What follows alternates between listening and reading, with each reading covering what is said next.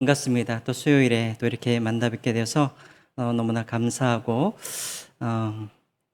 우리 그런 의미에서 서로 한번 인사를 나눌까요? 3일째 만나니 더욱 반갑습니다. 이렇게 한번 인사하시죠. 3일째 만나니 더욱 반갑습니다. 그리고 오늘이 9월 1일입니다. 한 달 동안도 주님의 은혜 가운데 잘 보내십시오. 또 한번 인사하실까요? 9월 한 달도 하나님의 은혜 가운데 잘 보내십시오. 서로 한번 인사하시기 바랍니다. 지난주에 우리 권사님께서 기도로도 말씀을 하셨지만, 기도하셨지만, 지난주에 무슨 말을 했습니까? 복음의 눈으로, 은혜의 눈으로, 감사의 눈으로, 믿음의 눈으로 우리가 교회를 바라보아야 한다라고 말씀을 드렸습니다. 이제 오늘 10절부터는 이제 본격적으로 사도 바울이 고린도 교회 안에 있는 이제 문제를 그렇게 다루게 됩니다. 그 첫 번째 문제가 무엇이냐면 바로 교회 안에 있는 분쟁 그리고 파벌에 관한 그런 문제였습니다. 왜 사도 바울의 여러 가지 많은 문제가 있는데 이 분쟁에 관련된 문제를 가장 먼저 다루게 되었을까? 생각해 보면 여러분, 교회가 하나 되지 아니하면 다른 많은 문제들을 해결해 갈 수가 없는 것이죠.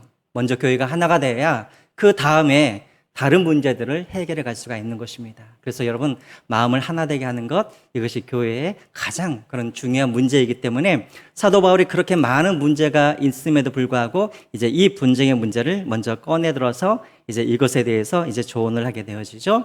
여러분, 먼저 10절을 한번 읽어보겠습니다. 10절입니다. 같이 한번 읽어볼까요? 시작. 형제들아, 내가 우리 주 예수 그리스도의 이름으로 너희를 권하노니 모두가 같은 말을 하고 너희 가운데 분쟁이 없이 같은 마음과 같은 뜻으로 온전히 행하라. 예. 먼저 이제 본격적으로 교회 문제에 대해서 다루게 되어지는데 10절 초반에 뭐라고 되어 있습니까? 형제들아 라고 부르죠. 지난주에도 말씀을 드렸지만 참 교회답지 못한 그 교회를 향하여서 하나님의 교회라 불렀던 것처럼 거룩하지 않는 그런 성도들을 향하여서도 그리스도 안에 있기 때문에 그들을 거룩한 성도라고 불렀던 것처럼 어찌 보면은 제가 너무나 많은 그 형제들을 보면 마음이 답답하긴 하지만 그래도 그리스도 안에서 한 형제이기 때문에 한 자매이기 때문에 이 사도 바울은 먼저 형제들아라고 그들을 그렇게 부르고 있습니다. 자, 그리고 이제 두 가지를 권면을 하는데 첫 번째로는 무엇에 대해서 말을 하냐면 중간에 제일 뒤쪽에 보시면 너희 가운데 무엇이 없게 하라, 분쟁이 없게 하라. 이것이 첫 번째 권면이고 두 번째로는 그 뒤에 같은 마음과 같은 뜻으로 온전히 합하라라고 지금 두 가지를 권면하고 있습니다. 자, 먼저 사도 바울이 10절에 분쟁이 없이 하라라고 나와 있습니다. 그런데 여러분 여기서 분쟁이라는 이 단어는 11절에 보면은 거기에도 뭐가 나와 있냐면 분쟁이라는 단어가 11절에도 나와 있습니다. 자, 그런데 여러분 우리가 주의해야 할 것은 한글 성경에는 똑같이 분쟁이라는 단어가 나와 있지만 헬라어 언어 성경으로 보면은 10절에서 말하는 분쟁과 11절에서 말하는 분쟁이 각각 다른 단어를 사용하고 있다는 거예요. 자, 그러면 10절에서 말하고 있는 이 분쟁, 헬라어 언어로는 뭐냐면 스키스마타라는 단어를 쓰겠습니다. 스키스마타. 이 말은 스키조라는 이 단어에서 나온 말입니다. 이 말은 뭐냐면 찢어지다, 분열하다 이런 말입니다. 스키조. 여러분 지난주에 제가 마가복음 2장에 대해서 제가 설명을 할 때 그때 생배 조각과 그리고 그 낡은 옷에 대해서 제가 말씀을 드렸었죠. 한번 보여주시겠어요? 마가복음 2장 21절 말씀. 거기에 보면은 제일 뒤쪽에 보면은 뭐라고 되어 있습니까? 그것을 당기어 헤어짐이 더하다 할 때 이 헤어짐, 이것이 바로 찢어지다라는 의미입니다. 이 단어가 바로 스키조 똑같은 단어를 사용하고 있습니다. 찢어지다. 자, 그런데 여기서 말하는 이 찢어지다는 그냥 찢어지다는 의미가 아니라 어떤 의미냐면 찢어져서 더 이상 쓸모가 없다라는 말까지 다 포함되어 있는 말이에요. 그러니까 여러분 마가복음 2장 21절에 저기서 낡은 옷이 찢어졌다는 말은 더 이상 옷을 입을 수 없다라는 그런 의미를 가지고 있는 것이죠. 사도 바울이 왜 이런 단어를 사용했을까? 여러분 사도 바울의 직업이 뭡니까? 직업이. 네? 천막을 만드는 사람이죠. 그러니까 자기 직업에서 나온 말인 것이죠. 그러니까 사도 바울들 늘 이게 천막이 찢어져가지고 더 이상 쓸모없는 것을 고치는 일을 누가 했어요? 항상 사도 바울이 그것을 했던 사람이었죠. 그래서 이 스키조라는 말을 사용한 거예요. 더 이상 찢어져서 더 이상 쓸모가 없는 그런 상태가 되었다라는 거예요. 누가? 고린도 교회가. 고린도 교회가 지금 어떤 상태냐면 성도들이 서로 마음의 갈기갈기 찢어져서 서로 나누어져서 교회이긴 한데 교회로서 더 이상 쓸모없는 상태에 지금 고린도 교회가 빠졌다는 그런 말인 것입니다. 교회는 교회인데 교회로서의 사명을 감당할 수 없는 그런 지경에 지금 이르렀다라는 것이죠. 자, 그래서 그런 교회를 향해서 사도 바울이 뭐라고 권면을 하냐면 같은 마음과 같은 뜻으로 온전히 합하라라고 10절에 말하고 있습니다. 여러분 여기서 온전히 합하라 이 단어도 사실은 천막을 만드는 사람들이 사용하는 단어입니다. 물론 천막만 만드는 사람들이 아니라 다른 고치는 사람들이 쓰는 말인데요. 이 말은 카타르티조라는 헬라어 단어를 사용하고 있는데 이 말은 뭐냐면 수리하다, 고치다 이런 말을 갖고 있습니다. 자, 그런데 이 단어도 어떤 의미를 가지고 사용하고 있냐면 더 이상 쓸모없는 것을 고쳐서 쓸모 있는 것으로 수리하는 것, 이것이 바로 이 단어 안에 포함되어 있다는 것이죠. 다시 말하면 지금 사도 바울이 뭐라고 그럽니까? 너희들은 지금 너희들의 상태는 도저히 찢겨져서 그래서 사용할 수 없는 그런 교회이지만 다시 한번 너희들이 마음을 합하고 뜻을 합하여서 다시 한번 수리하고 고쳐서 다시 교회다운 그런 모습을 회복하라라고 지금 이야기하고 있다는 것입니다. 자, 그런데 뭘로 그것을 수리하라고요? 어떤 바늘과 어떤 실로? 같은 마음과 같은 뜻으로. 여러분, 같은 마음과 같은 뜻을 가지고 너희들이 서로 수리하고 고쳐라라고 지금 이야기를 하고 있습니다. 여러분, 같은 마음, 같은 뜻 갖는 것 쉬운 일입니까? 어려운 일입니까? 네? 쉬운 일이에요, 어려운 일이에요. 자, 여러분, 오늘부터 우리 교회는 같은 마음과 같은 뜻을 가지고 우리 교회 오늘부터 그렇게 이제 하겠습니다 하면은 여러분들이 분열됐던 마음이 갑자기 하나가 된 마음이 되어집니까? 아니죠. 자, 이 말은 무슨 말일까요? 어떻게 하면 여러분 우리가 같은 마음, 같은 뜻이 될까요? 우리 시선을 바꿔야 되죠. 나를 바라보는 그런 시선들, 그리고 다른 사람들을 바라보는 그런 시선들을 어디로 향해야 됩니까? 십자가를 바라볼 수 있도록 해야 되는 것이죠. 여러분, 십자가가 아니면 우리는 절대 같은 마음과 같은 뜻으로 우리가 하나가 되어줄 수 없다는 것입니다. 제가 우리 목사님, 신목사님 제가 결혼 주례할 때 제가 그런 말을 했습니다. 부부는 서로만 바라보지 말고 부부는 하나님을 바라보라고 제가 주례를 했습니다. 여러분, 이게 맞는 거예요. 서로만 바라보면 늘 실망만 하고 늘 싸움만 일어나는 거예요. 어떻게 해야 돼요? 하나님을 바라봐야 되잖아요.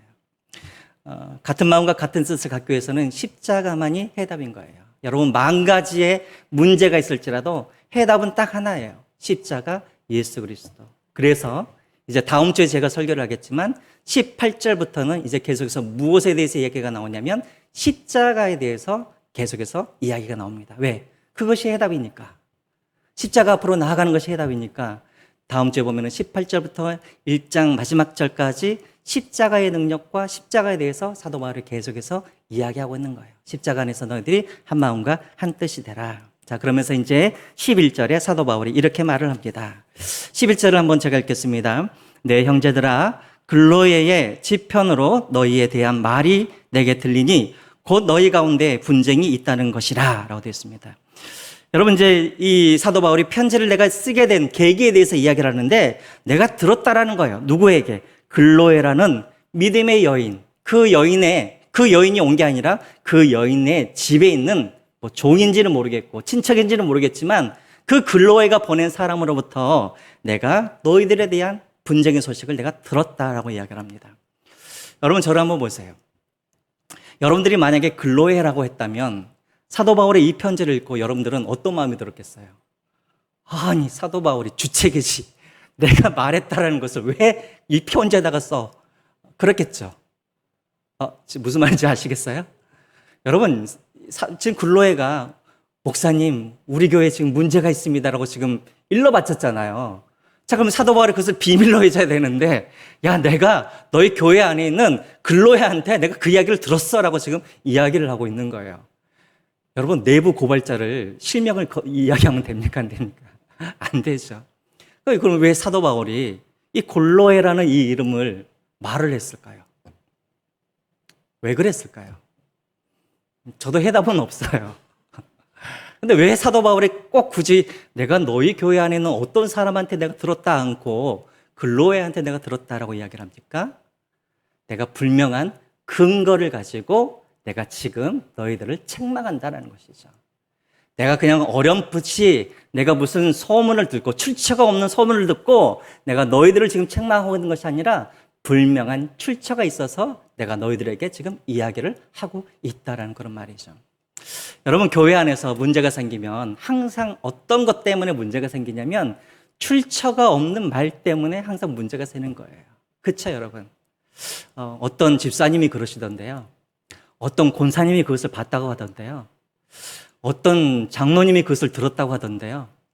출처가 없이 불분명한 그런 말들이 항상 교회 안에서 항상 문제가 되는 거예요. 저도 여러분 이 사역을 하다 보면 그런 전화를 많이 받아요. 목사님, 어떤 집사님이 그것을 봤다고 하는데요, 그래요. 그럼 저는 분명하게 물어봐요. 어떤 집사님이요? 라고 저는 물어봐요. 왜냐하면 출처가 분명하지 않으면 저는 그만 듣겠습니다 라고 저는 이야기를 합니다.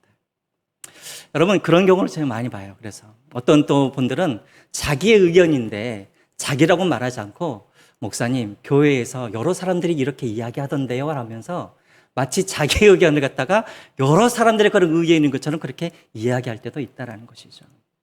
그러므로 여러분, 우리가 한 가지 약속을 했으면 좋겠어요. 우리 교회 안에, 우리 성수시험교회 안에 약속을 하나가 있었으면 좋겠어요.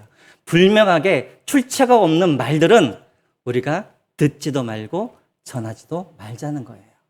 분명하게 어떤 사람이 그것을 보고 들었다고 하면 모르겠지만, 하지만 출처가 밝혀지지 않는 것을 내가 떠벌리고 다니고 내가 전하고 그러지 말자라는 거예요.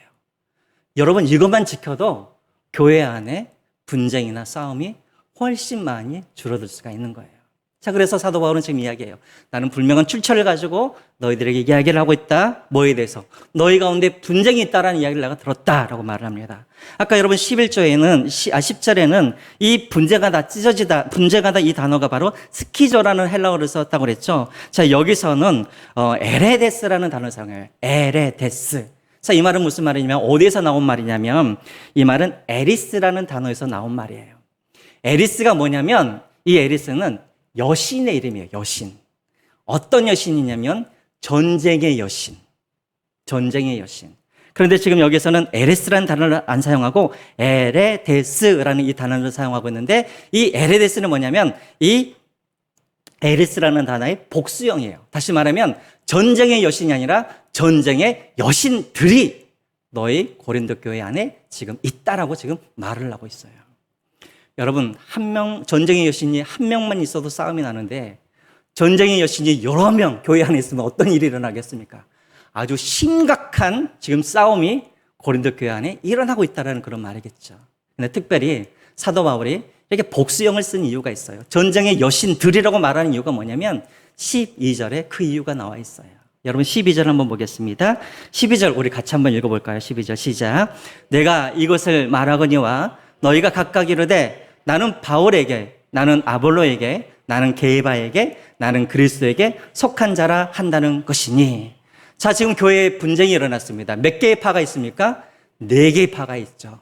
그래서 여러분 사도 바울이 그냥 여신이라고 말하지 않고 전쟁의 여신이라고 말하지 않고 전쟁의 여신들이라고 말하는 게 뭐냐면 너희들 안에는 이렇게 4개 당파들이 이렇게 많이 있다라는 거예요. 마치 전쟁의 여신들이 그렇게 너희 교회 안에 많이 있는 것처럼.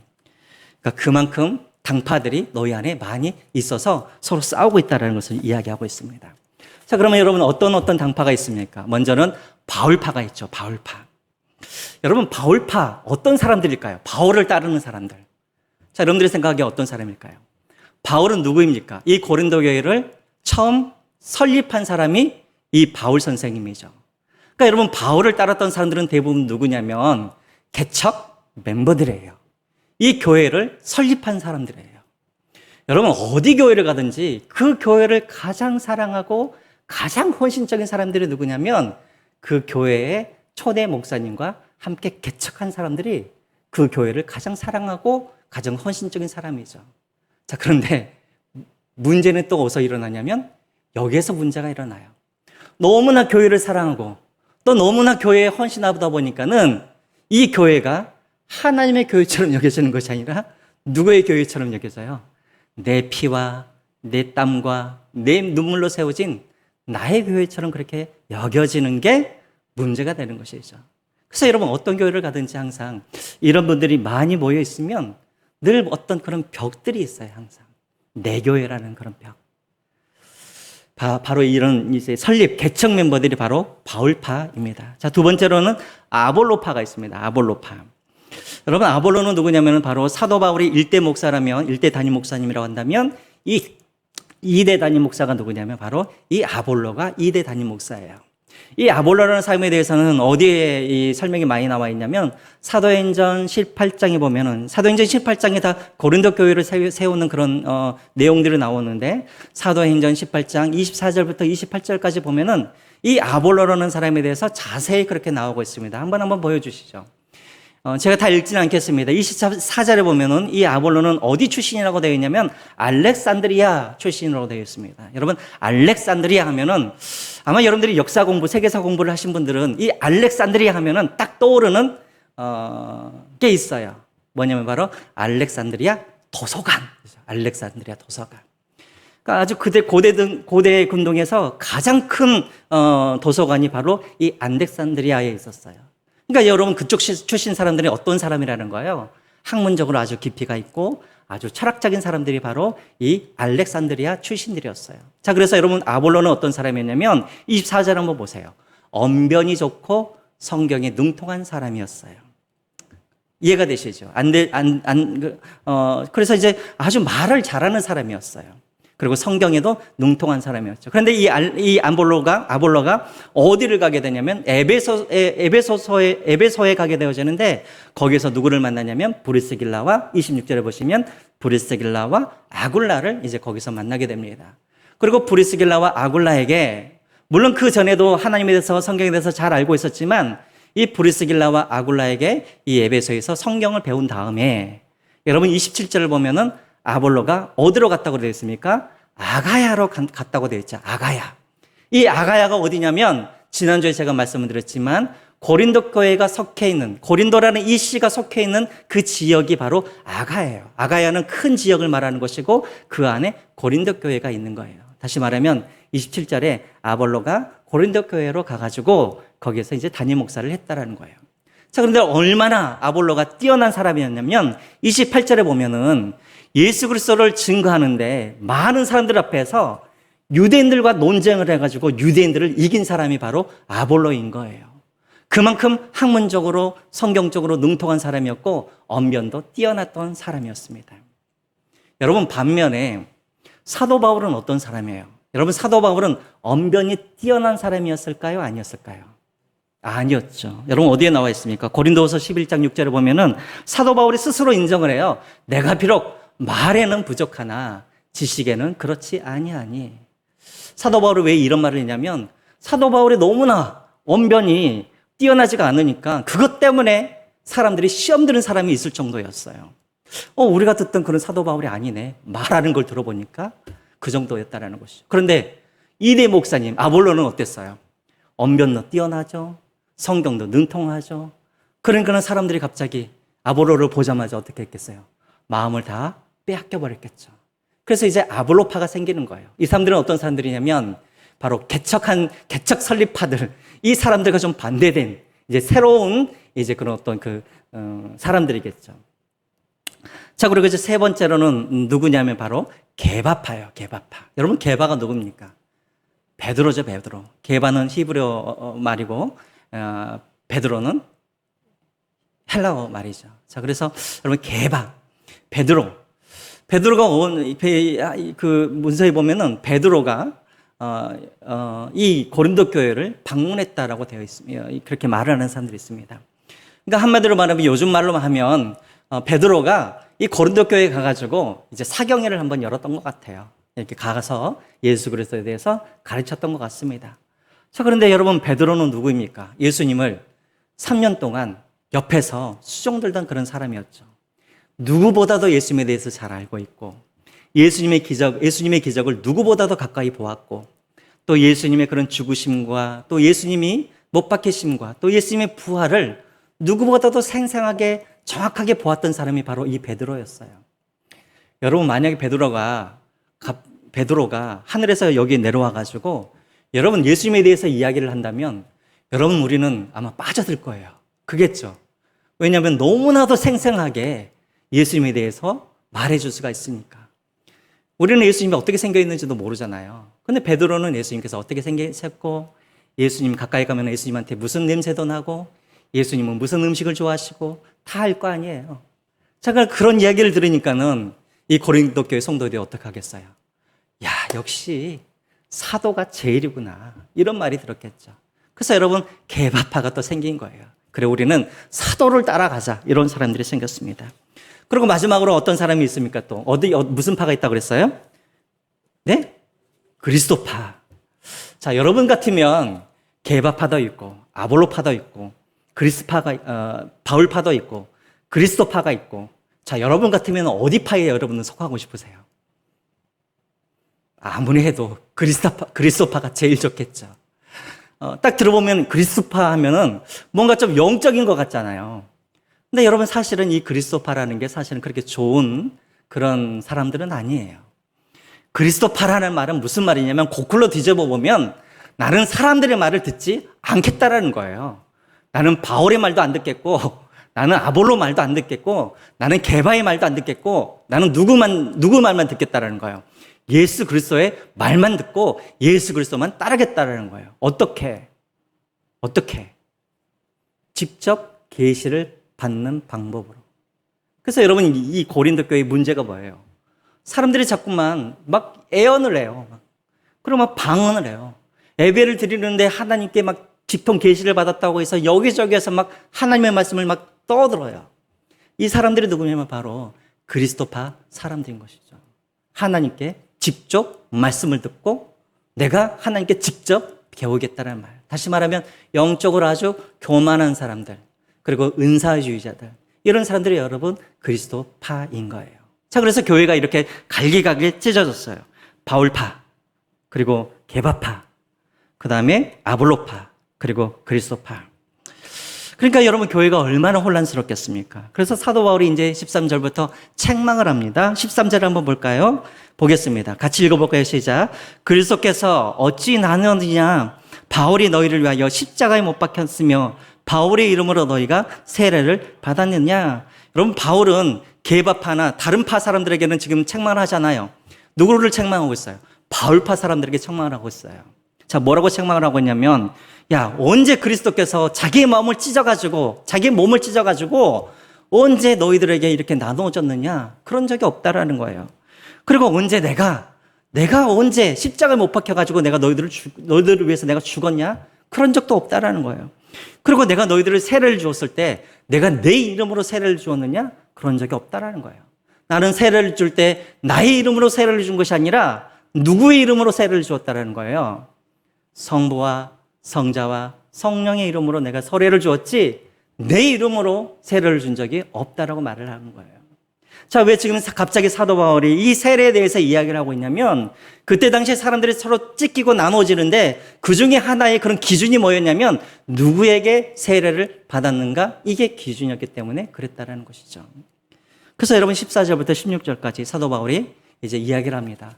분명히 밝히죠. 누구에게 세례를 주었는지 분명히 밝힙니다. 14절, 15절, 16절 우리 같이 한번 읽어보겠습니다. 시작. 나는 그리스도와 가이오 외에는 너희 중 아무에게도 내가 세례를 베풀지 아니한 것을 감사하노니 이는 아무도 나의 이름으로 세례를 받았다 말하지 못하게 하려 함이라. 내가 또한 스데바나 집사람에게 세례를 베풀었고 그 외에는 다른 누구에게 세례를 베풀었는지 알지 못하노라. 사도 바울이 지금 뭐라고 그럽니까?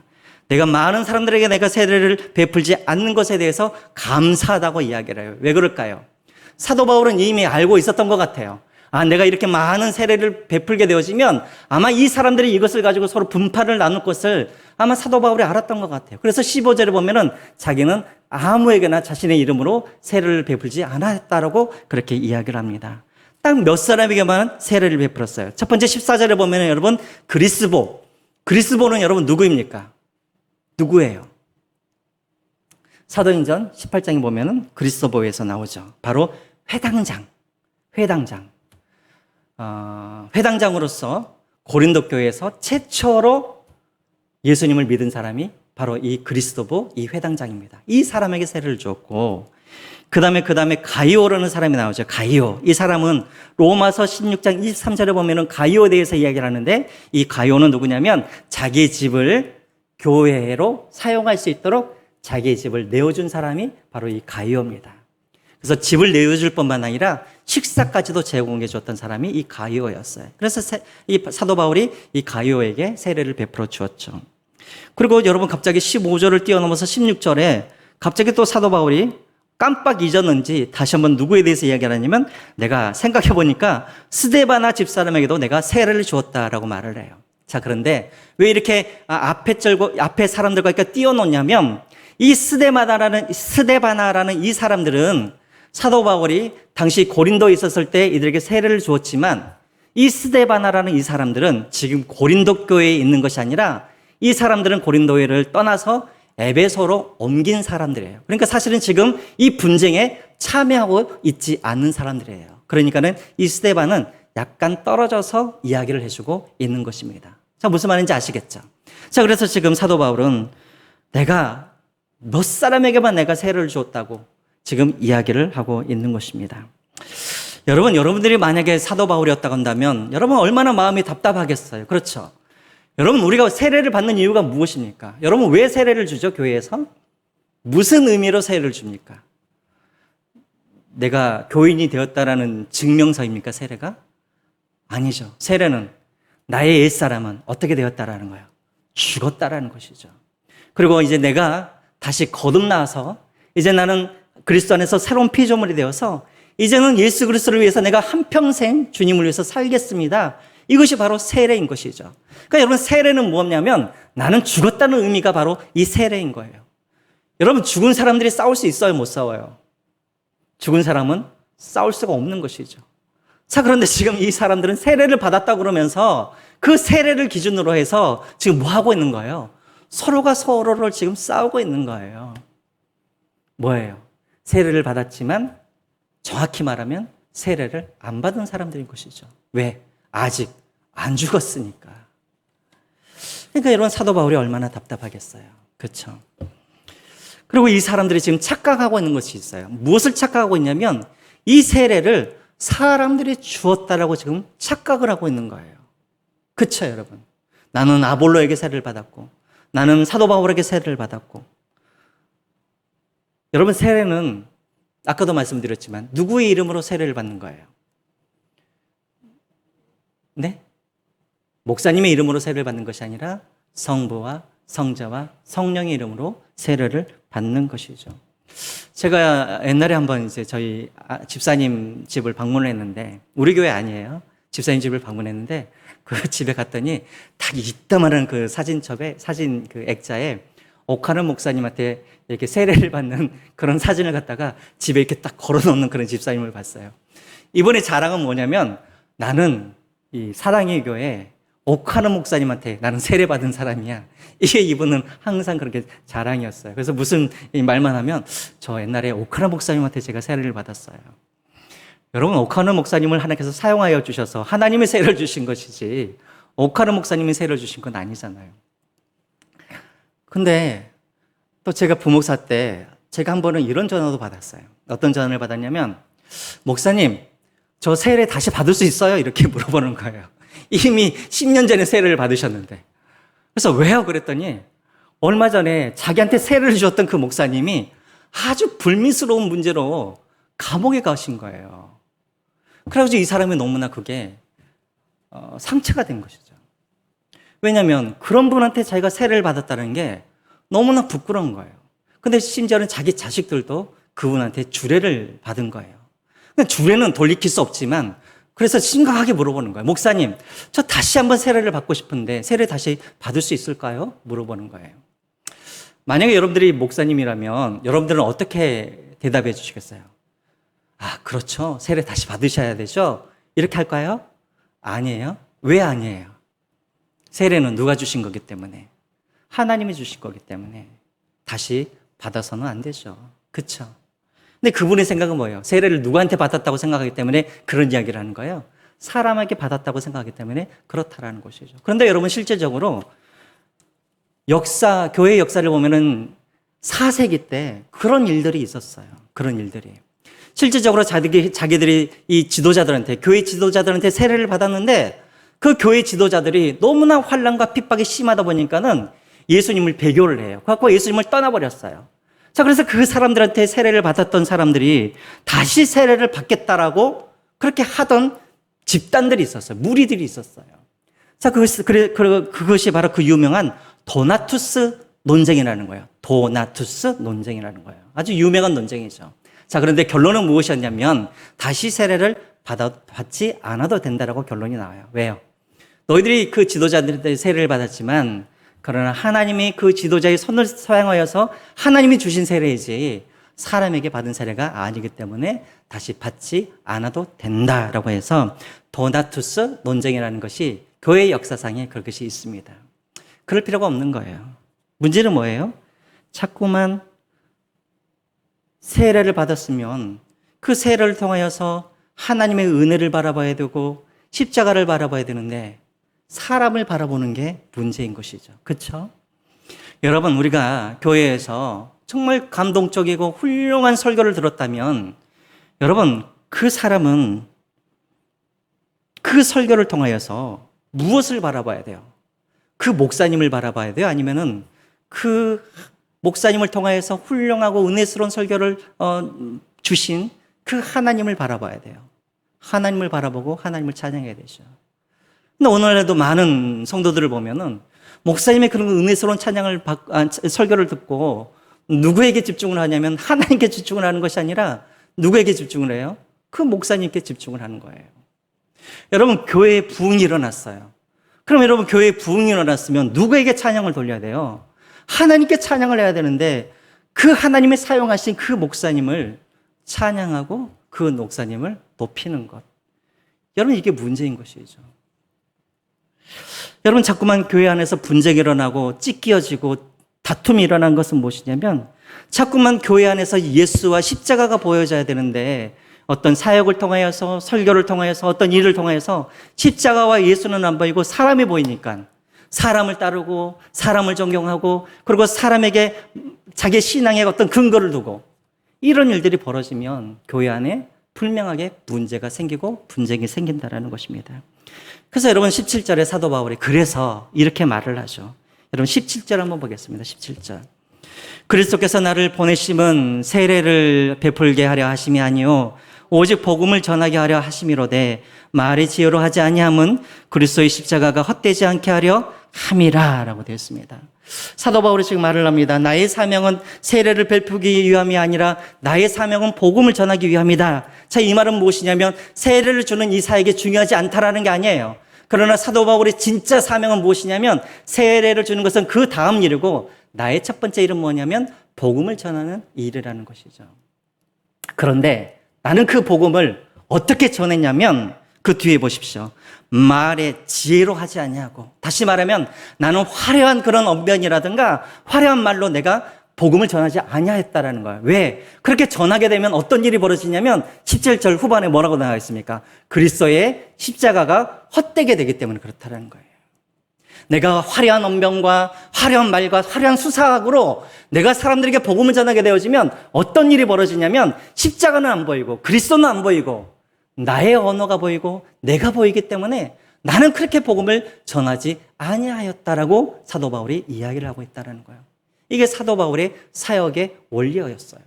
사도 바울은 항상 사역의 원리가 무엇이었냐면 그런 사역을 통하여서 예수 그리스도 십자가만 보여지기를 원했다는 것입니다. 사도 바울이 이것을 이야기하는 이유가 실패한 경험이 있었기 때문에 그렇죠. 언제 사도 바울이 실패했어요? 자기의 화려한 언변을 가지고 복음을 전하다가 실패할 때가 있었었죠. 어디예요? 바로 아덴이라는 곳이었죠. 아덴. 거기에 수많은 그런 철학자들이 있는 그곳에서 자기의 철학과 자기의 수사학과 자기의 화려한 언변으로 사람들과 논쟁하다가 십자가는 없어지고 그리스도는 없어지고 자기의 그런 수사학만 그렇게 남게 된 것이죠. 그러다 보니까는 열매가 하나도 없는 거예요. 그것을 보고 사도 바울이 낙심을 하죠. 낙심하고 그 다음에 떠난 곳이 바로 고린도 교회였어요. 근데 사도 바울은 항상 사역의 원리가 있어요. 뭐냐면 자기를 통하여서 무엇이 나타나기를 원하냐면 항상 십자가만은 나타나기를 원했다는 거예요. 그래서 여러분 갈라디아서 6장 14절 한번 볼까요?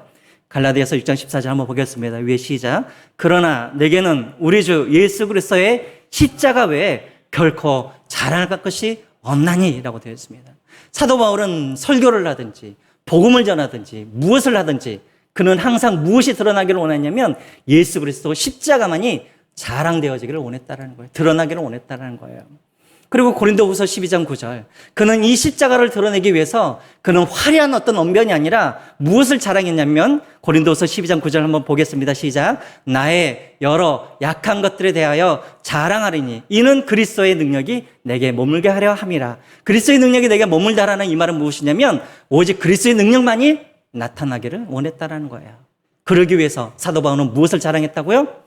자기의 연약함을, 약함을 그는 자랑했다는 거예요. 그는 사람들이 자기를 바라보고 사람들이 자기를 칭찬하고 사람들이 자기를 따라가 다니고 사람들이 자기를 섬기고 이런 것을 원하지 않았다는 거예요. 오직 예수 그리스도만이 드러나기를 원했다는 것입니다. 그러므로 여러분 우리가 교회 사역할 때도 정말 이것들을 주의를 해야 돼요.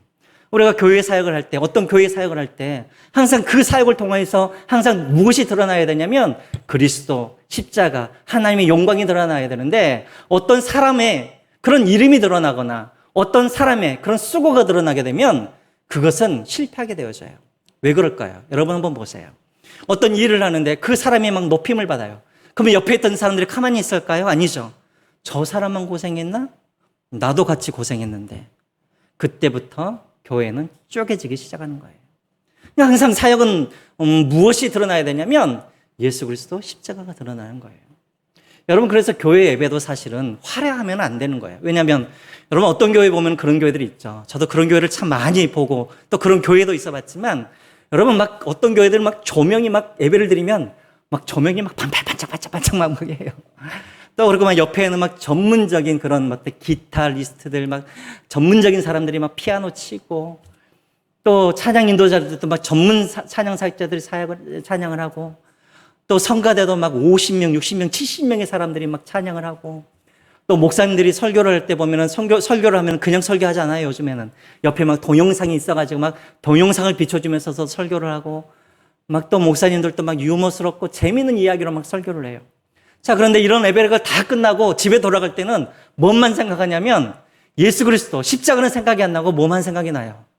목사님이 해주셨던 재미있는 이야기만 생각이 나고 또 화려했던 그런 어떤 그런 음악만 생각이 나고 그렇다라는 거예요. 여러분 그러면 그런 예배는 실패한 거예요. 왜? 예수 그리스도가 드러나지 않으니까. 십자가가 드러나지 않으니까. 그러면 여러분들을 우리가 앞으로 우리가 사역을 할 때도 항상 이것을 우리가 주의하면서 우리가 사역을 할 필요가 있습니다. 여러분 이제 말씀을 맺겠습니다. 여러분 교회 안에서 이렇게 당파가 생기고 서로 나눠졌다. 여러분 이런 이야기를 들으시면 여러분들은 어떤 마음이 드세요? 아이고 어떻게 세상에 저런 교회가 있지? 정말 이해가 안 되네? 이런 마음이 드세요? 아니면 교회니까 그럴 수도 있지. 그런 마음이 드세요? 여러분 우리가 정상적인 우리가 그리스도인이라면 그런 당파, 분파 이런 이야기를 들으면 아이고 어떻게 교회가 그럴 수 있지 이런 마음이 생겨야 되는데 우리 안에 교회가 그럴 수도 있지 이런 마음이 생긴다면 왜 그럴까요? 이게 바로 문제인 거예요. 왜요? 우리도 그런 경험이 있으니까. 우리도 그런 교회를 너무나 주변에서 많이 봤으니까. 그래서 당연한 걸로 우리가 여긴다는 것이죠. 근데 사실은 여러분 이것이 당연한 게 아니죠. 그렇죠? 그리스도인들은 이미 그리스도는 이미 나는 죽고 예수로 사는 사람들이 그리스도인이잖아요. 그리스도인들은 다 죽은 사람들이에요. 근데 왜 싸워요? 왜 분파가 일어나요? 안 죽었으니까 그런 것이죠. 이게 당연한 게 아니에요. 그렇죠? 그래서 여러분 우리가 그것을 당연하게 여기서는 안 됩니다. 여러분 어떤 교회들을 보면은 1부 성가대, 2부 성가대, 3부 성가대들이 성가대를 중심으로 해서 막 교회가 나눠지는 교회도 있어요. 나는 1부 성가대 사람, 나는 2부 성가대 사람. 큰 교회들은 막 그래요. 어떤 교회들은 막 그 장로님들을 중심으로 해서 교회가 나눠주는 교회도 있고 어떤 교회는 부목사를 중심으로 해서 나눠주는 교회가 있고 어떤 교회는 지역별로, 고향별로, 또 배웠다라는 학벌로 그렇게 나눠지는 그런 교회들도 있어요. 여러분, 이것은 정말 잘못된 것이죠. 용납되어서는 안 된 것이죠. 여러분, 이유가 뭘까요? 이유는 딱 하나예요. 아까도 말씀드렸지만 우리 앞에 십자가가 사라져버렸기 때문에 그래요. 십자가가 사라져버렸기 때문에 그런 거예요. 우리 안에 예수 그리스도가 보여야 되는데 예수 그리스도께서 사라져버렸기 때문에 그래요. 그래서 그 십자가가 안 보이고 예수 그리스도가 안 보이니까 날마다 누가 보여요? 사람들이 보이는 거예요. 사람들이 보이니까 싸우고 나누고 찢어지고 그런 일들이 일어나게 된다는 것이죠. 결국은 교회는 교회인데 아무짝에도 쓸모없는 그런 교회가 되어 버린다는 것입니다. 여러분, 우리 사랑하는 우리 성수 시온교회, 우리 교회는 십자가만 보이는 그런 교회가 되었으면 좋겠습니다. 그리스도만 자랑하는 그런 교회가 되었으면 좋겠습니다. 그래서 한 마음과 한 뜻이 되어서 하나님의 영광만을 드러내는 그런 아름다운 교회가 되기를 주님의 이름으로 부탁드립니다. 여러분, 우리 한번 하나님 앞에 한번 기도하겠습니다. 우리 같이 한번 우리가 마음을 모아서 하나님 앞에 한번 기도를 할까요? 물론 우리 교회는 서로 찢어지고 당파가 일어나고 그런 교회는 아닙니다. 그럼에도 불구하고 우리가 미리 하나님 앞에 한번 기도했으면 좋겠습니다. 주님, 우리 안에 나눔의 영, 분열의 영, 우리를 찢어지게 하는 그런 분쟁의 영, 이런 영들이 우리 안에 침투하지 못하도록 도와주시고 혹시라도 그런 영들이 있다면 하나님 주님께서 쫓아내어 주시옵소서. 우리가 기도했으면 좋겠고 우리 교회가 십자가 안에서 그리스도 안에서 한 마음이 되게 하시고 한 뜻이 되게 하여 주시고 그래서 하나님의 영광만이 드러나고 십자가만 보이는 교회, 그리스도만 자랑하는 그런 성수 시온 교회가 되게 해달라고 위해서 한번 기도해 주시고 두 번째로는 여러분 우리가 선교사님들을 위해서 한번 기도했으면 좋겠습니다. 지금 흩어져 있는 많은 선교사님들이 선교지로 못 가서 선교지에 있는 기존의 교회들이 무너지는 그런 교회들도 있다고 합니다.